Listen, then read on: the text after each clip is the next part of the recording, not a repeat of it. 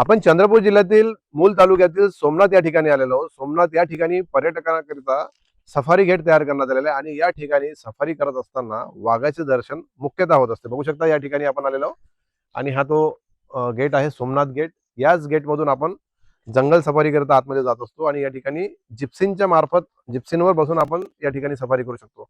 महत्त्वाचा विषय म्हणजे हे ताडोबा अंधारे व्याघ्र प्रकल्पाच्याच अंतर्गत येत असलेला हा प्रकल्प आहे आणि या प्रकल्पामध्ये आतापर्यंत अनेक लोकांनी सफाऱ्या केलेल्या आहेत. अनेक दूरदूरचे पर्यटक या ठिकाणी येत असतात. महाराष्ट्रातील किंवा महाराष्ट्राच्या बाहेरतील सुद्धा या ठिकाणी पर्यटक येत असतात. या ठिकाणी महत्त्वाचे विषय म्हणजे या ठिकाणी जे पर्यटकासाठी जे नेमलेले जे अधिकारी आपण त्यांच्याकडून जाणून घेण्याचा प्रयत्न करूया. ते काय सांगणार आहेत? काय सांगाल, हा गेट केव्हापासून ओपन करण्यात आला, काय सांगाल? गेट ओपन 3 वर्षापूर्वीच झालाय. तर या गेटमध्ये पर्यटकांची खूप गर्दी वाढली आहे.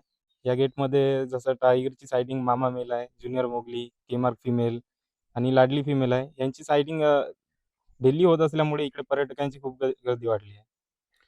एकंदरीत आपल्यासोबत जे होते ते या ठिकाणतील व्यवस्थापक होते. त्यांचं म्हणणं असं आहे की या ठिकाणी अनेक वाघांचं दर्शन होत आहे. वेगवेगळे नावं ठेवलेले आहेत, जसं ज्युनियर मोगली आहे आणि मामा टायगर आहे. अशा अनेक टायगर आहे या ठिकाणी जे पाहायला मिळत असतात.